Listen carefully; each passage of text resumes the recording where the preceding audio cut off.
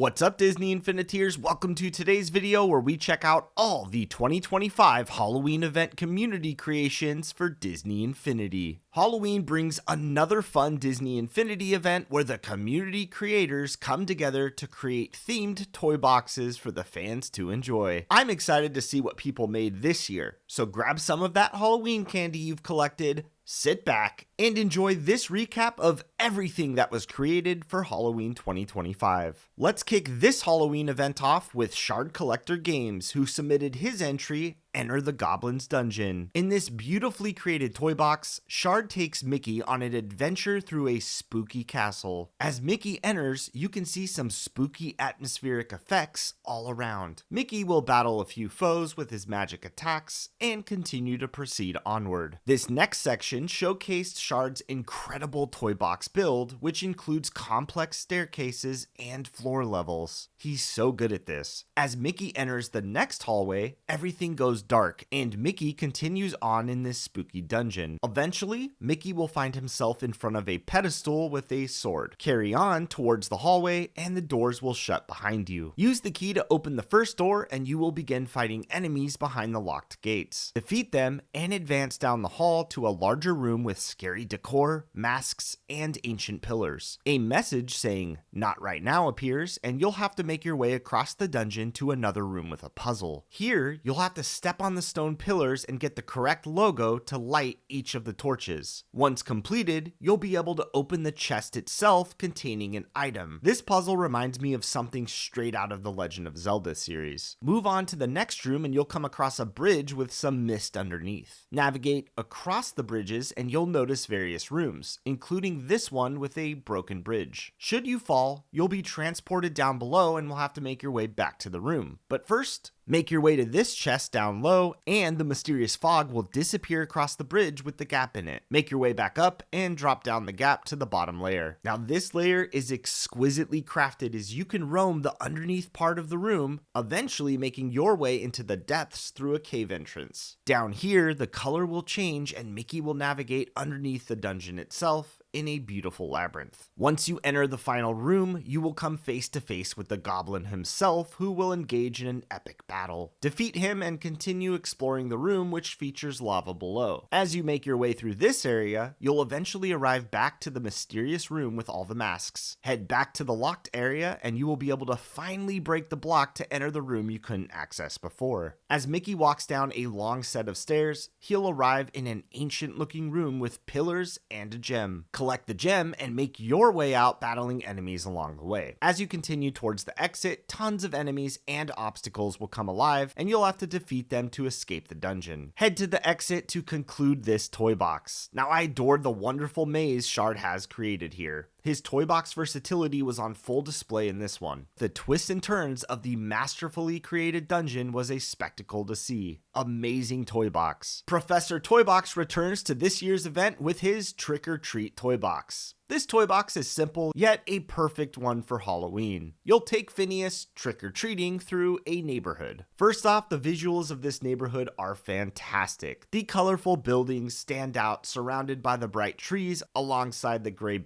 backdrops really make everything stand out visually. So Phineas approaches his first house to find a treat. He collects it and moves on to the next house. Also take note, the kids around the neighborhood are also randomly generated, so they're in different costumes every time you load up this toy box. At the next house, Phineas is met with a trick cannon which shoots and paints you white. Since he played a trick on you, it's only right that you toilet paper this person's house. At the next house, there is another trick which launches you back. Luckily, your next house actually has a treat for you to collect. At the end of the road, Phineas approaches a big mansion. Some enemies come around the corner to attack you, and Phineas uses the TP launcher to fend off the enemies. As Professor Toybox continues through his toy box, you can see the creativity in a simple act of trick-or-treating here. It's such a fun concept and executed perfectly. There's even a house that blasts you away from the inside. They must not love trick-or-treaters. All in all, Professor once again shows off his toy box mastery with a fun, well-designed, and themed toy box. Great fun to be had in this one, Professor. Oh, he also made this video short with a jump scare from our friend Sully.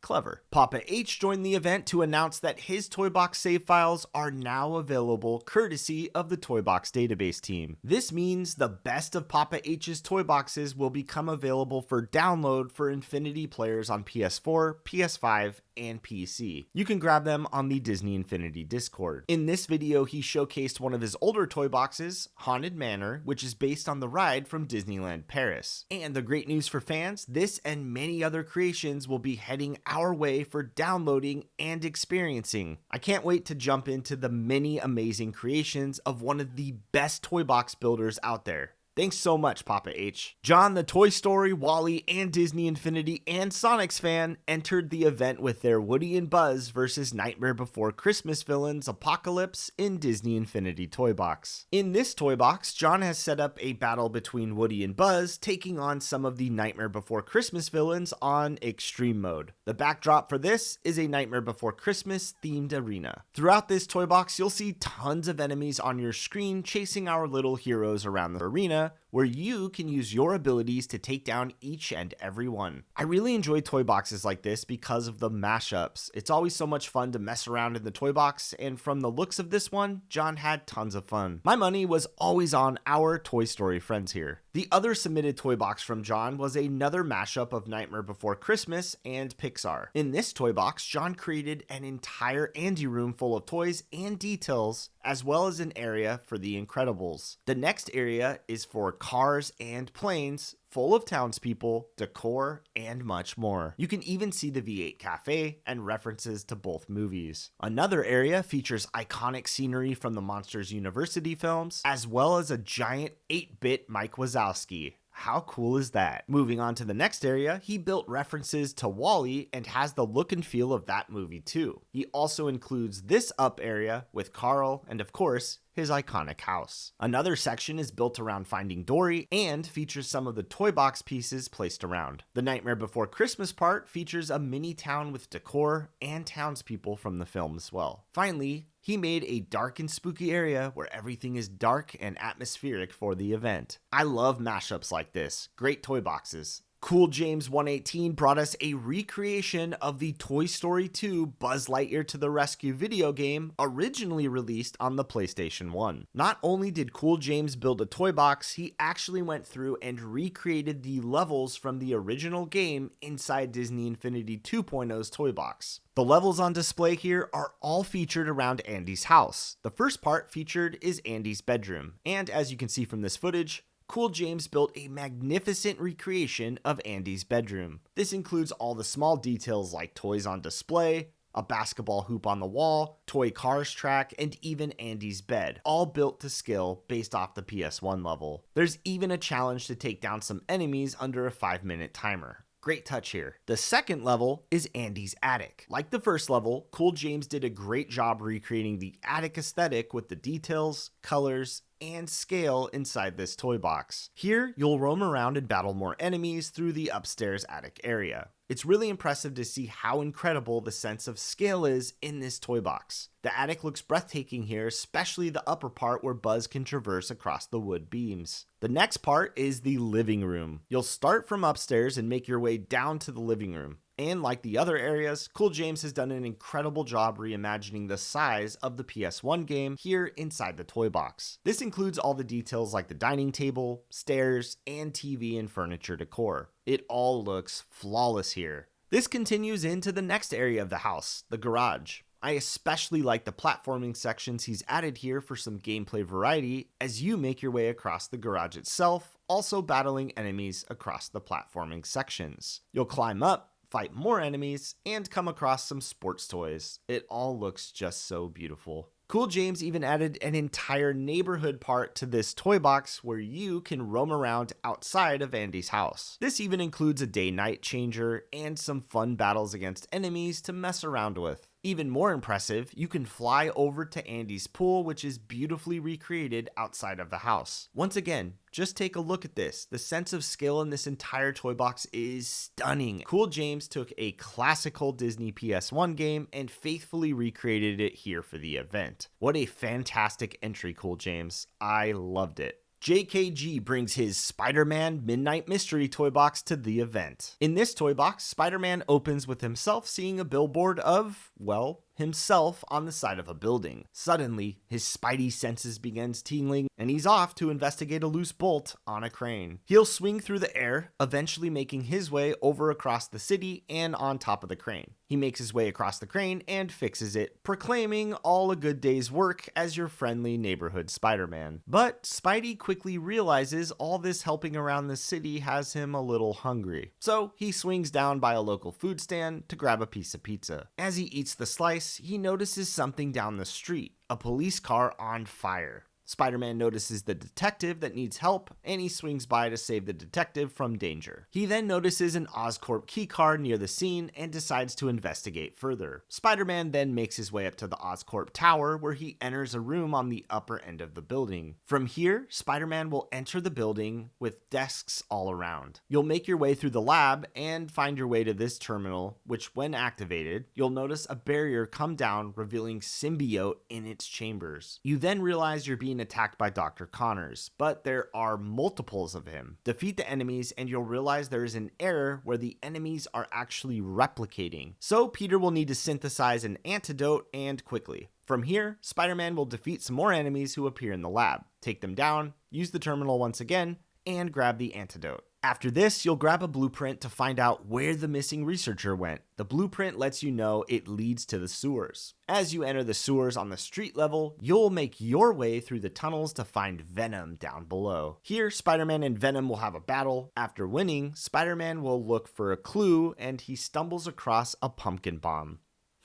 He traces the signature back to a building. As Spider-Man makes his way to that building, you'll eventually come across the Green Goblin, who is behind all the Halloween madness. Spider-Man and Goblin then battle it out in this pumpkin-themed arena. Defeat him, and Halloween is saved. Spider-Man can now head back to Aunt May's house for some well-deserved rest. This toy box was a great display of creativity and storytelling, with interiors built within, as well as a sewer level underneath the streets, all with multiple boss battles. JKG has once again created a wonderful toy box for the Halloween event. I loved this one. Next up is Mr. Infinity Productions with his toy box recreation of Halloween Town. He remade an older toy box from back in the day for this event. In this toy box, you'll have to find and shoot all 10 targets all across Halloween Town. In the first area, you'll find this forest. Once you step on the button, you'll be able to hunt down all the targets around town. These will appear all over the toy box in various areas. Targets can be found in clever ways, up rails, inside a monster's mouth,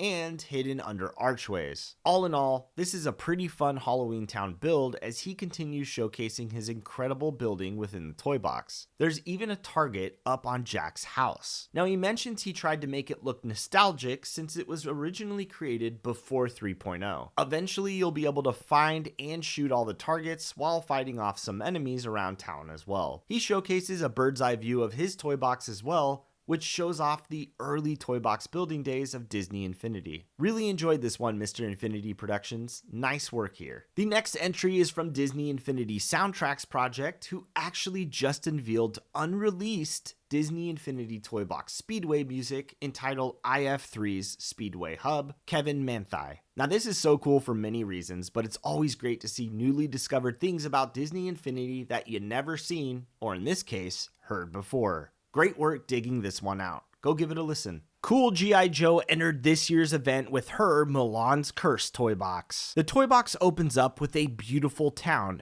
expertly created inside the toy box. The story here is that after Fear retrieved his soul from the Ghost King, he seeks to take another soul to complete the ritual. Seeking out the soul of Mulan, she must bring the battle to the Ghost King himself before he can take her first. She'll have to traverse the woods around her hometown and find items over the day and night cycles before she can storm the castle of the Ghost King and bring an end to his reign of terror. Now, Cool G.I. Joe has crafted a wonderful looking toy box. The battles in the forest look great here too. After defeating all the enemies, Mulan will enter deeper into the woods where everything goes dark. Here, you'll have to traverse the woods, battling enemies who will spawn throughout the dark and spooky atmosphere. Luckily, this isn't too much of a challenge for our warrior hero as she disposes of them and moves onward. Eventually, you'll come across some light which you can use for a powerful magical attack. Mulan will then make her way out of the woods where sunlight returns once again. She'll continue on until she reaches this part where there are boats in a river. From here, she crafted a beautiful platforming section where Mulan has to jump across the river, jumping from boat to boat. When Mulan arrives in the next area, more enemies will appear that you must battle with. Defeat said enemies, and once again, everything will go dark around you. Collect the mysterious blue orb and continue on. As you run deeper into the woods, you'll eventually head back into the town area from the beginning. She'll make her way inside a cave and continue to navigate into the dark and spooky tunnels within. As you fight off more and more enemies, you'll notice areas to climb where you'll get to an area with obstacles in your way as you attempt to cross this bridge. Make it across safely, and Mulan will finally come face to face with the Ghost King. Engage in the battle in the dark and duel it out with him until you come out on top. Once you defeat the Ghost King, the toy box is concluded. Now, Cool G.I. Joe's built a fun and original story for her submission this year. She did a great job with the atmosphere in this one as well. Fantastic entry to this year's event. That brown bat continues to push the boundaries of what Disney Infinity with mods looks like in his latest toy box entitled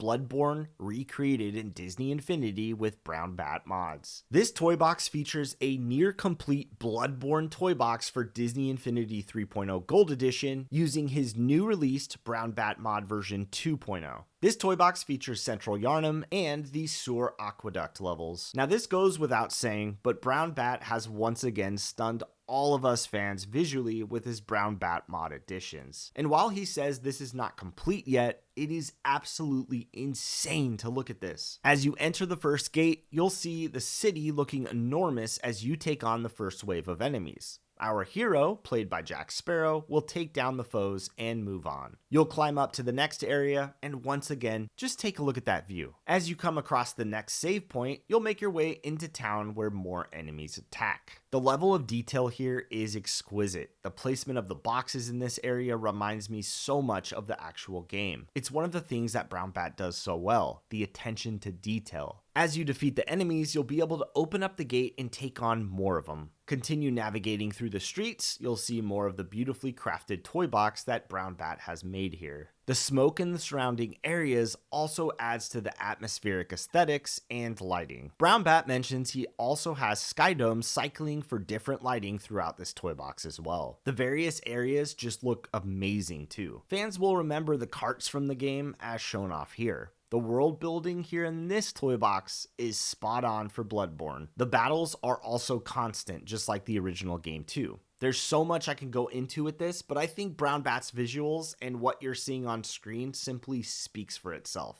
Just wow. The second part of his toy box takes place in the sewers. The design of this toy box, once again, makes your jaw drop on the floor. Brown Bat has become a master at his craft. Now, while he says the enemies aren't spawning down here yet, this tour he gives you showcases his level designs. Even the running water under his feet looks so great with all his mods. I also love the lampposts and how they look here. You can also look up and see the city where you came from at some point. When you come out of the sewer, you'll come across a tougher enemy to fight. Once you defeat him, you'll head into the next area. Here you'll have to find the dad for a missing girl, just like from the original game. Again, the lighting here looks incredible with all these custom mods Brown Bat has crafted. As you proceed to the bridge, you'll continue to see tons of enemies to fight, as well as these bear opponents you can fight off, which replace the dogs in the original Bloodborne. At this point, you can enter the gate and take the elevator to the next part of the level. As Brown Bat continues to showcase his incredible toy box, you can see the amount of enemies that he's placed here, despite the massive size of this toy box itself. Once you make your way into the house, you can see the insane level of detail on the walls with the bookshelves, books, potions, and everything else. Eventually, you'll come to this point where you can break boxes down to enter the sewer once again. Navigate through the labyrinth of the sewer tunnels and climb back up to these staircases here. You'll make your way to the graveyard where you'll face off against another foe. After an epic battle alongside the graves, you'll finally defeat the enemy. Also, just take a look at how cool this graveyard looks. I love the custom graves and the autumn leaves around everything. Just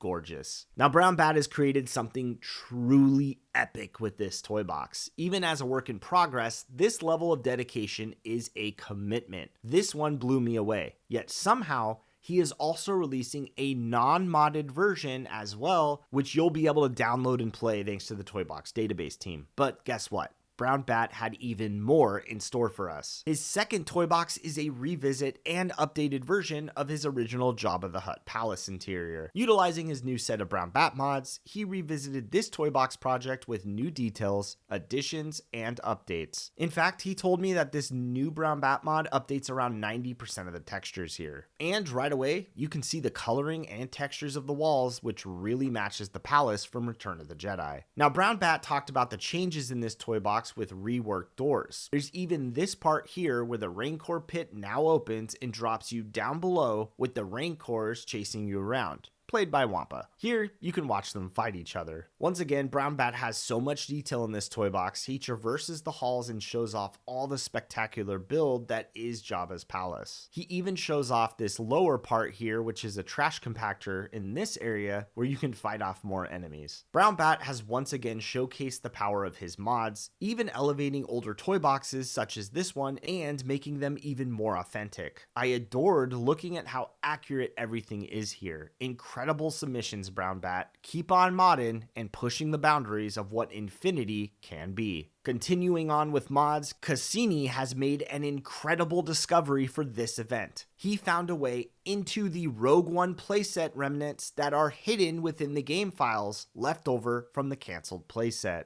Now, while I've showcased some of this on the channel before, the best news of all, this will become available in his upcoming Breeze mod updates for all of us to play. This playthrough showcases the various areas and early cutscene development that was made on this playset itself. For years, I've always wanted to play through what was there, early development as it may be, and now this will be possible thanks to Cassini. I especially loved some of the early cutscene work and dialogue such as this part right here. Surprisingly, there is quite a bit of mission work you can complete even on this early version of the playset too. I honestly wasn't expecting that many playable missions. Like, check this one out where you need to get rid of all the sand castles and sand builds on the beach. I love that. It's really a treat to see all of this early footage from the playset, and I love that Cassini found a way in and will add it to his upcoming Breeze mod. That's incredible for us fans. Thanks so much for sharing. Next up is 72 Pringle, who brings us his latest entry entitled Lava City Disaster. In this video, he shows off the newly upgraded Leviathan he made for his New York City toy box for the Endgame Toy Box project, which was absolutely jaw-dropping to say the least. Here, he's added some major upgrades in terms of weapons. These include turrets and weaponry that can track and fire a ton of missiles at you. So, this is his version 2 of the creature itself, as if version 1 wasn't intimidating enough. More excitingly, Pringle72 says this and other masterful toy boxes of his will be available in the next few months, as he's been working with the Toybox database team to get his creations up and downloadable for us Disney Infinity fans to enjoy. He then goes on to showcase the new weaponry on the Leviathan, which tracks enemies on the ground, as he showcases here. He also shows off the wingspan on it. To highlight all of this, he designed a new game mode featuring the Leviathan called Lava City. While this is still a work in progress, Pringle explains that players will have to jump between the buildings, saving people and collecting individuals, but having lava separating the gaps between. Here, the Leviathan will now fly through the buildings, weaving back and forth and giving the player an opportunity to jump on top and actually use the creature to navigate high above the lava, avoid getting shot at, and get from area to area. Now keep in mind, this is still a work in progress. Pringle says that he'll add more explosions and more details to this toy box. But check this out. The final level will feature 2 Leviathans flying around.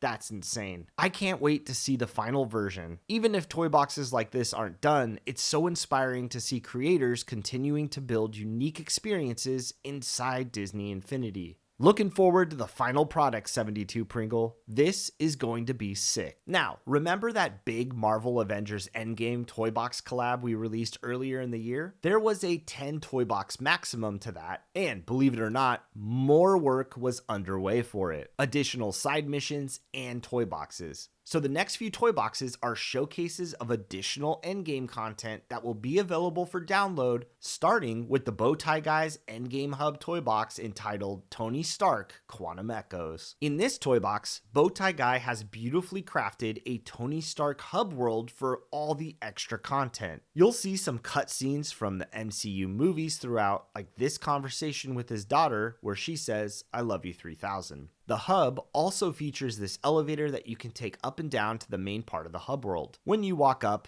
you'll be met by Jarvis, who will let you know he's the host of this hub world. The details here are awesome, like this agent monitoring Tony's secret hub. The visuals here are great too. Since Tony is no longer with us, the hub world pays homage to his greatest moments. The first area shows his original laboratory where he built his first arc reactor. In fact, like I mentioned, you'll see tons of MCU references throughout this hub. Over here, you'll see a scanner, and some Avengers references throughout. Like, check this part out. You'll need a ticket to enter the Tony Stark Remembrance Hall. This serves as a museum to Tony's life. It includes stuff like this and his original suit. This scene here shows off his car, paying homage to when he won the Businessman of the Year award. In a sadder moment, Bowtie Guy even included the fate of Tony's parents, who were taken out by the Winter Soldier when he was under Hydra's control. The next area recreates Tony's holographic message after his passing at the end of the Endgame movie. This was a speech that Tony left for his family and friends, analyzing the survivability of their time travel heist plot. A touching moment to add to this hub world. It even includes a sentimental area for Tony's arc reactor, Bowtie Guy added here. Click on another scanner and it'll actually spawn an enemy as well. Lastly, the winding pathways will eventually lead you to terminals, which will take you to more additional toy boxes. Pepper will show up as your guide to see which toy box you will travel to next. It's the Time Machine in Distress toy box, which was also built by the Bowtie Guy. Let's check it out. In this additional toy box from the Endgame toy box, Ant-Man will explore the inside of the time machine that the Avengers use for time travel. As Hulk explains, they need to repair it and activate the time core once again to allow Cap to return the stones to the past. But as Hulk warns, you'll have to be aware of the automated defense software. From here, Ant-Man will transport inside of the time machine, which is magnificently built to represent what the inside of computers look like, with details like RAM blocks, wiring, and so much more detail. Bowtie Guy crushed the visuals here.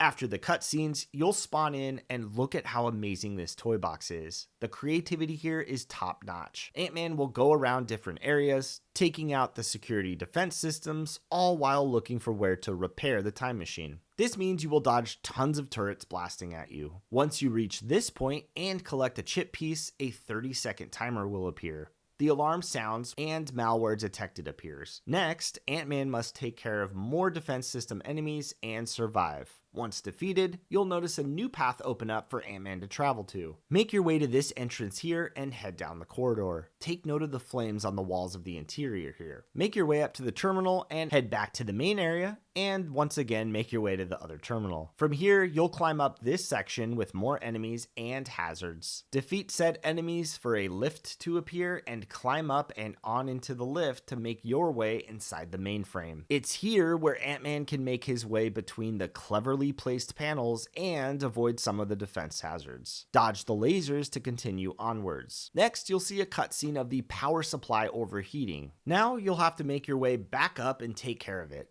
Step on some switches, and after 30 seconds once again, you'll be able to make your way to this door here. The power core will activate and give you health, but the CPU is compromised in the process. Ant-Man will then have to take this object across the room and place it at the locator here. Once you do, you'll be able to climb up here. Continue your ascent, avoiding the hot flames of the interior in the process. Climb up and reach the top, avoiding the overheating flames. Kill the switch, and you'll see another light activate for the final terminal. One final area will test your platforming skills, as you'll once again ascend a series of platforming sections, eventually reaching this wall here. Enter the doors to come inside this room here with the final terminals. Activate all of them and it will initialize and stabilize the interior. Head back down the room and teleport outside the core. Once outside, Hulk will reboot the time machine and you'll see Cap head back to take the stones back to where the Avengers got them from. At this moment, we are met with a cutscene of older Steve Rogers sitting on a bench, reviving the iconic scene from the movie where Cap hands Sam Wilson the shield. And with that, this epic additional Endgame toy box concludes. I loved the creativity in this one, and the interiors with the CPU chips and aesthetics were flawless here. Finally, Bowtie Guy showed off his third additional work in progress toy box entitled New Asgard. Bowtie Guy set out to showcase what New Asgard, built within Disney Infinity, could look like. Here, you can see the attention to detail that Bowtie Guy put into this incredible build. The iconic harbor and Thor's home look flawless, alongside the village houses here too. Like I mentioned, this is still a work in progress, but Bowtie Guy showcases the scope of a perfectly created New Asgard. I especially dig the mountains and the greenery around New Asgard. I also love the touch of adding beer barrels around Thor's house as well. Such great details. He also shows off the marketplace and the harbor below too. This toy box will eventually be completed, but Bowtie Guy wanted to showcase what he's built thus far before any toy box logic has been created inside of it.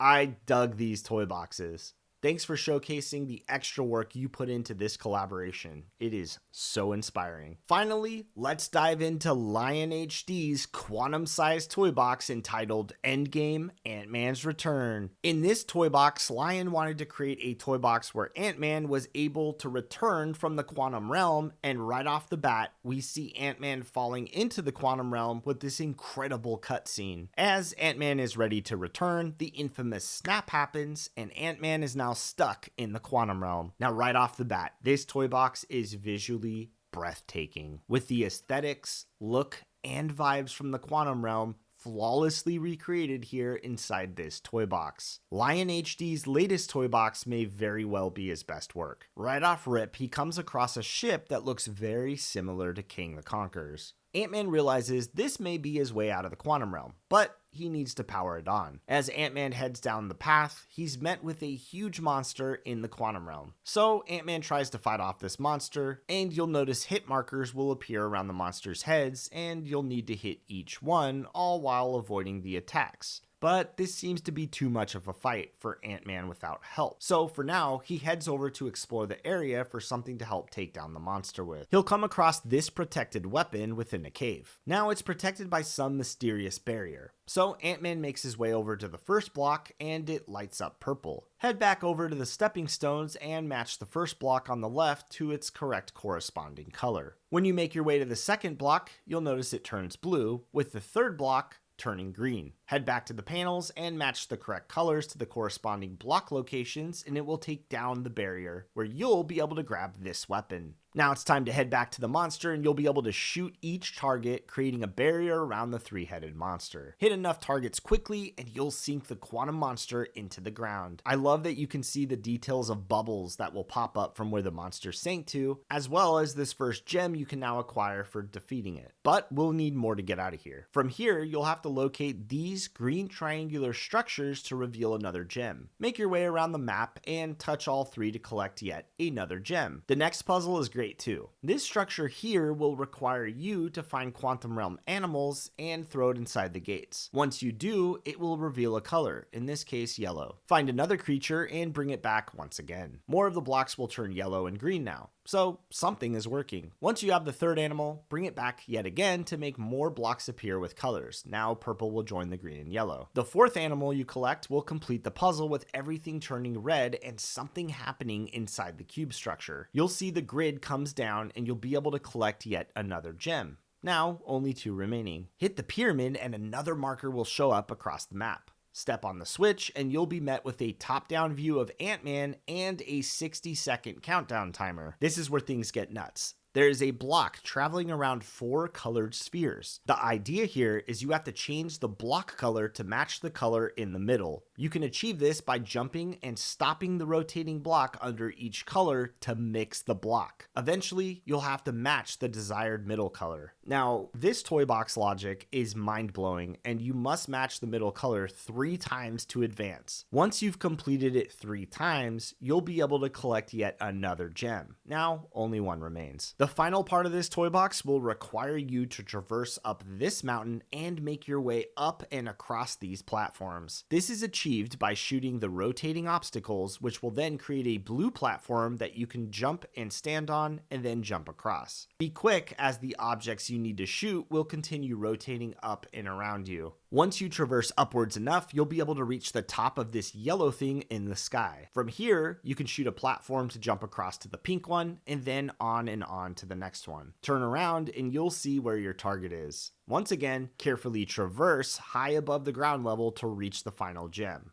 And don't fall. Once you collect it, Scott will be transported back to the van with the rat, just like in Endgame. Now, this toy box showcased some extremely difficult logic tools, and the look and gameplay here is so diverse and different. What a quantum realm experience like no other. Lion absolutely crushed this one. And with that, our Halloween event has concluded. Thanks to everyone who participated, and thanks to everyone who still supports the creative toy boxes that so many people passionately create. Our community is the absolute best, and it's a pleasure to always be showcasing toy boxes nearly a decade later from when Infinity started. I also want to note that the Toy Box database team has added over 150 plus new toy boxes for you to download. So if you're interested, check out the Disney Infinity Discord. Thanks to everyone who participated in this event. The creations were simply awesome. So Infiniteers, what do you think of this year's Halloween event? What were some of the highlights for you? Let me know all your thoughts in the comment section below. And as always, if you enjoyed this video, please give it a like and subscribe for all the latest Disney Infinity news